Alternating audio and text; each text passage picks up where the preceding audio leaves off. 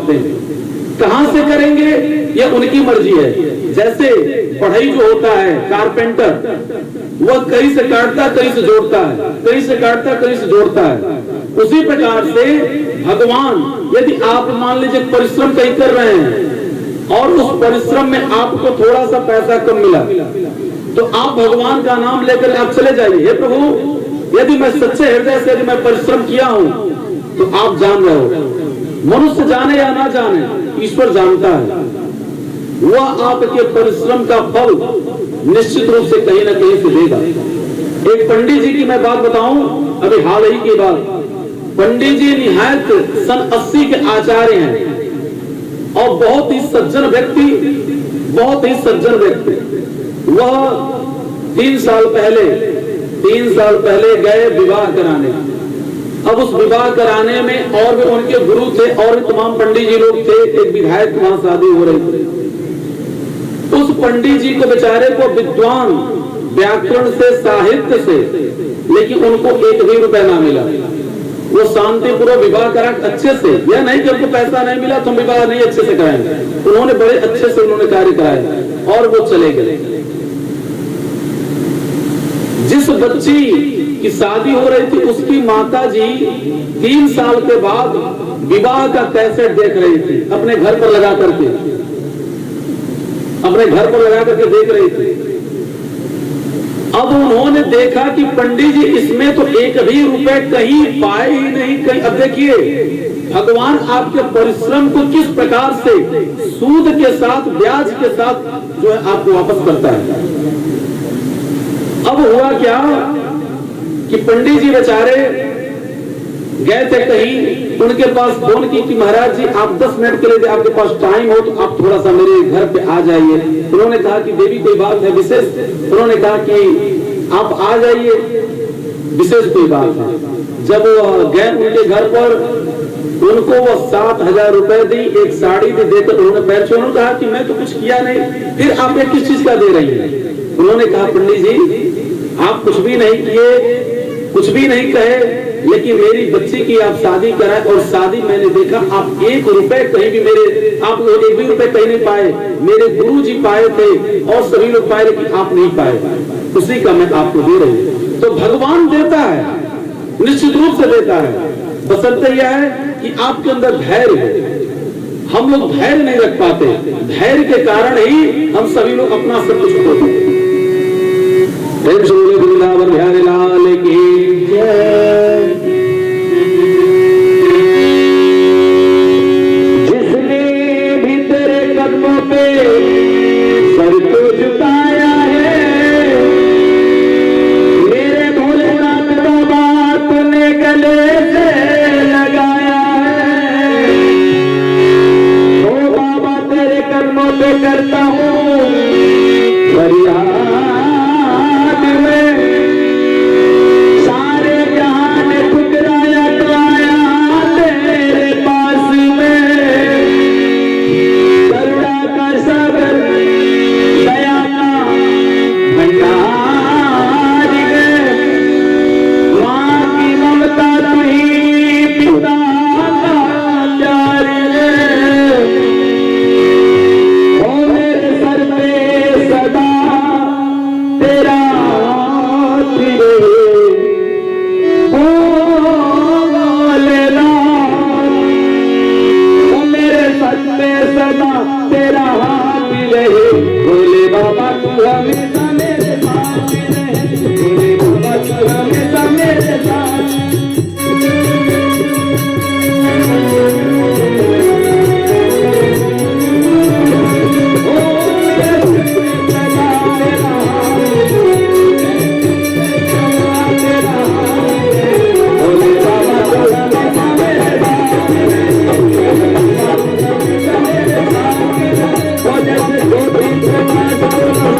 Oh,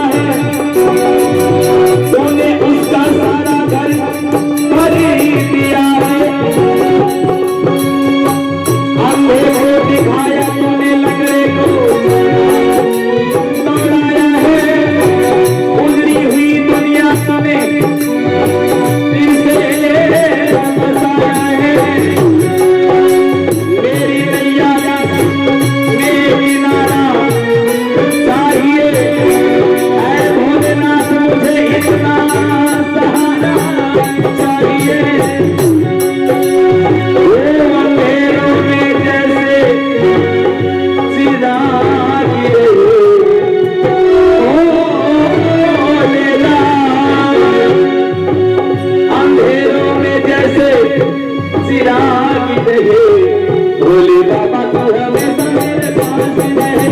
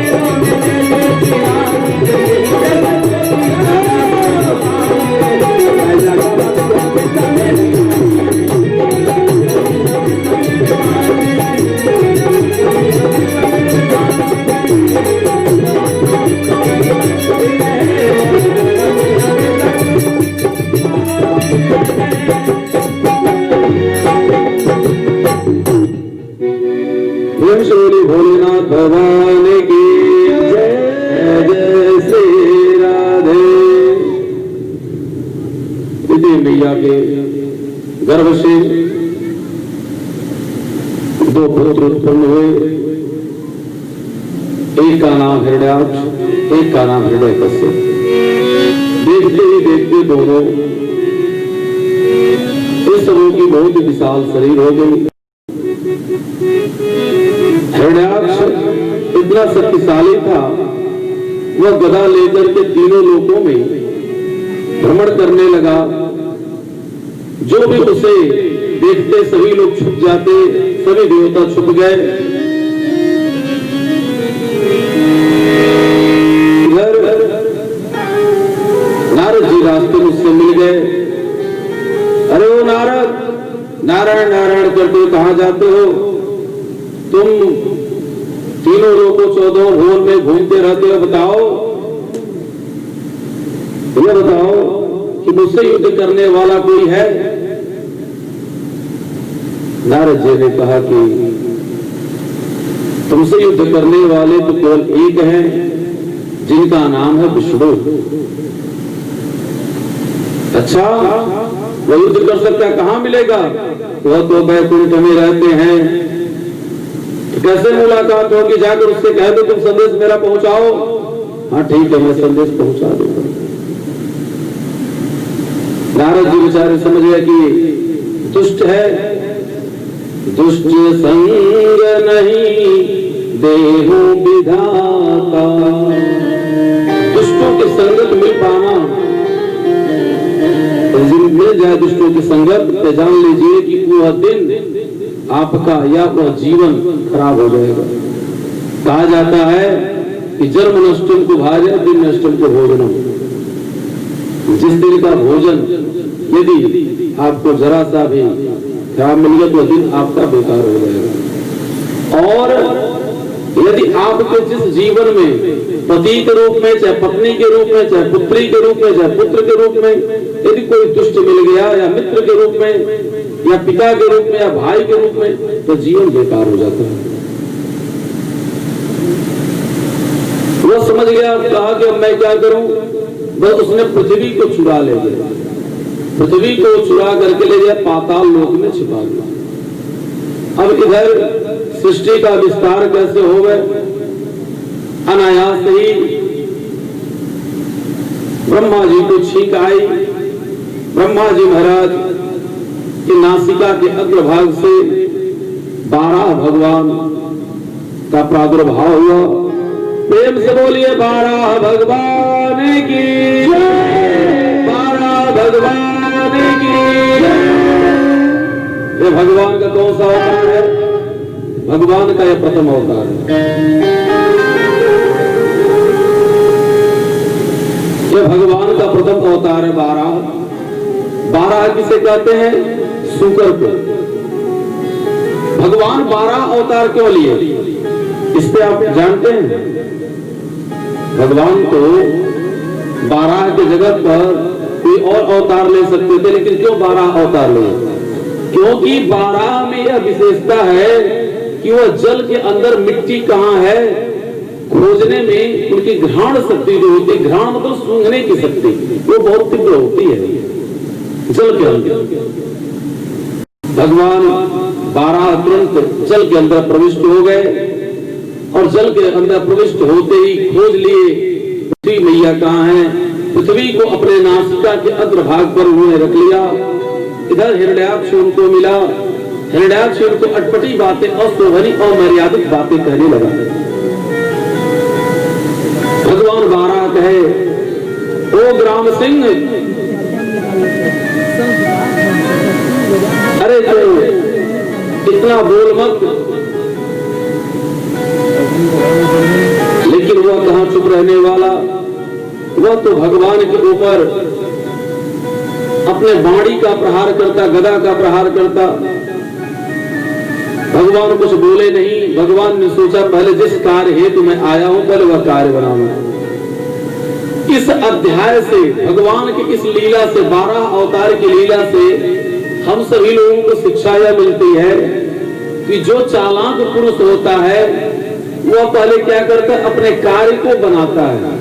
जैसे कोई घर बनाना आरंभ किया और गांव के 2-4 लोग आकर के उसमें बाधा पड़ने लगे, घर नहीं बनने दे रहे हैं, तो जो चालाक रहेगा वो भैया दादा हाथ जोड़ करके अपने घर को किसी प्रकार पहले छत को लगाएगा। और जो मूर्ख रहेगा वो कहेगा नहीं पहले देख लो भाई तुम्हारा कहां से है।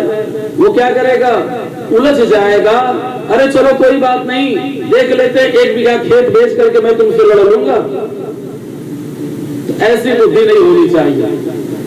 कैसी बुद्धि होनी चाहिए, हाथ पैर जोड़ करके पहले अपना कार्य बनाओ, नहीं तो घर नहीं बन पाएगा, तो तुम्हारा छत नहीं लग पाएगा। क्या होगा, बरसात का आनंद आप लेंगे, धूप का आनंद आप लेंगे, शीत का आनंद आप लेंगे।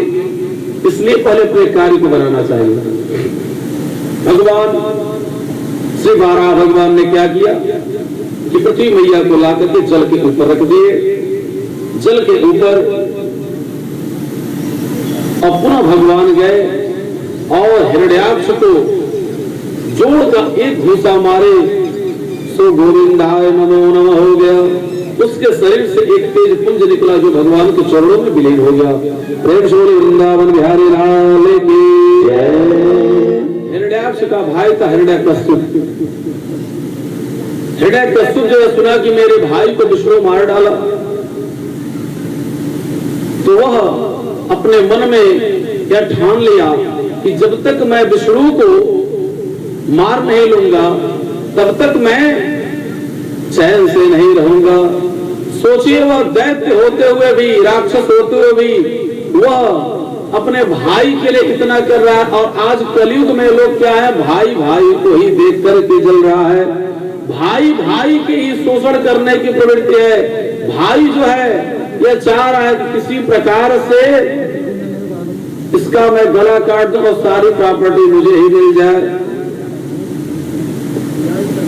हमें राम कथा से क्या सीख मिलती है कि एक भाई वन को जाता है, दूसरा भाई को राजगद्दी मिलती है, लेकिन वह भी उस गद्दी का परित्याग कर देते हैं।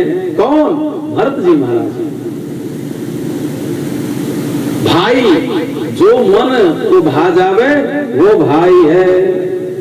सहोदर भाई कहां मिलते हैं? सहोदर एक उदर से जो जन्म लिया रहता है, उदर माने पेट, उसे सहोदर कहते हैं। अब हिरण्यकश्यप मन में ठान लिया, हिरण्यकश्यप की पत्नी का नाम था कयाधु। तो यदि पत्नी का अर्थ क्या होता है? जो पति को पतन के रास्ते से बचावे उसका नाम पत्नी है। यह नहीं कि पति का सारा पतन कर दे, वो पत्नी नहीं। जो पति को पतन के रास्ते से बचावे, पत्नी को क्या कहते हैं? धर्म पत्नी। जो धर्म के रास्ते पर ले चलती, किसको? अपने पति को। अपने पति को धर्म के रास्ते पर। जैसे ये तपस्या करने गया, तपस्या में जैसे तपस्या करने के लिए जिस वृक्ष के नीचे, जिस पीपल के वृक्ष के नीचे वो अपना आसन जमाया, वहां पर एक कौवा आ गया। और कौवा क्या कह रहा है? ओम नमो भगवते वासुदेवाय, ओम नमो भगवते वासुदेवाय। जो हमारे महाराज जी जाप कर रहे हैं, इसी जाप का, इसी मंत्र का वो बार बार उच्चारण किया। तो यह उसके दुश्मन का नाम था, वह वहां से भगाया, लेकिन पुनः कौवा आकर के बैठ जाता। क्या कहता? ओम नमो भगवते वासुदेवाय, ओम नमो भगवते वासुदेवाय। उसने कहा आज का दिन ही खराब है, इसलिए मैं अब आज तपस्या शुरू ही नहीं करूंगा, आज आरंभ ही नहीं करूंगा। वो वापस चला आया। पत्नी उसकी पूछ रही, अरे महाराज आप तो गए थे तपस्या करने के लिए, क्या बात हो गई? क्या बात हो गई? आप वापस चले इतना जल्दी? चुप रहो, बात मत करो। मेरे शत्रु का नाम कौवा ले रहा है। मनुष्यों की क्या मैं बात बताऊं, कौवा तक, पशु पक्षी तक ले रहे हैं। क्या कहा? आपके शत्रु कौन है? विष्णु, तुम जानती हो विष्णु मेरा शत्रु है। तो क्या कहा? शत्रु का नाम तुझे नहीं लेना चाहिए, कौवा को आप मारे नहीं। वो ओम नमो भगवते वासुदेवाय कह रहा था। अच्छा, यह कह रहा था, क्या कह रहा था? ओम नमो भगवते वासुदेवाय कह रहा। अरे तुम सुनते नहीं हो? ओम नमो भगवते वासुदेवाय कह रहा था। कयाधु जान रही थी, यह भगवान का नाम है, जितनी बार मैं इसके मुखारबिंद से निकलवा दूंगी, इसका अंतःकरण शुद्ध हो जाएगा। कौवा बहुत बदमाश था। आप मारे नहीं महाराज? नहीं, मैं मारा नहीं। एक बार मारा, वो उड़ गया, फिर आ गया। क्या कहा? मुझे तो भूल गया, जरा एक बार बताइएगा। मैं कौवा को मैं खोज करके मैं मरवाऊंगी उसे, मैं रानी हूं। क्या कहा? ओम नमो भगवते वासुदेवाय कह रहा था। इस प्रकार से उसने 12 बार भोजन करते समय तक 12 बार उसने कहलवाया। उसी रात्रि में वो उसके पास शयन किया। उसके गर्भ में भगवान के अनन्य भक्त प्रहलाद महाराज जी आ गए। अगले दिन अब वो 12 बार नाम लिया, इसलिए उसका अंतःकरण क्या हो गया? शुद्ध हो गया, शुद्ध। अगले दिन तपस्या करने के लिए चला गया। इधर इंद्र को डर सताने लगा। उसके मन में डर हो गया कि अरे अभी एक दैत्य मारा गया, दूसरा जो है तपस्या करने के लिए गया है, इसलिए मैं इसकी पत्नी को ही मार दूं, जिससे ना रहेगी बांस, ना बजेगी बांसुड़ी। जब बांस रहेगी नहीं तो बांसुड़ी कैसे बजेगी? यह सोच करके वह कयाधु को क्या किया? कयाधु का हरण कर लिया। कौन? इंद्र। और हरण करके ले जा रहा था उसे मारने के लिए। तब तक रास्ते में नारद जी महाराज मिल गए। अरे देवताओं के राजा हो, तुम्हें लज्जा नहीं आती? तुम एक अबला पर हाथ उठाने जा रहे हो। और दूसरी बात, इसके गर्भ में जो पल रहा है वो भगवान का अनन्य भक्त है। तुम्हें क्या अनर्थ करने जा रहे हो? नारद जी महाराज समझाते हैं और कयाधु को अपने आश्रम में लेकर जाते हैं। वहां भगवान का भजन होता है। अब यह सुनते सुनते भजन सुनते सुनते, चूंकि जो शिशु पल रहा था गर्भ में, वो भगवान का अनन्य भक्त हो गया। ओम नमो भगवते वासुदेवाय।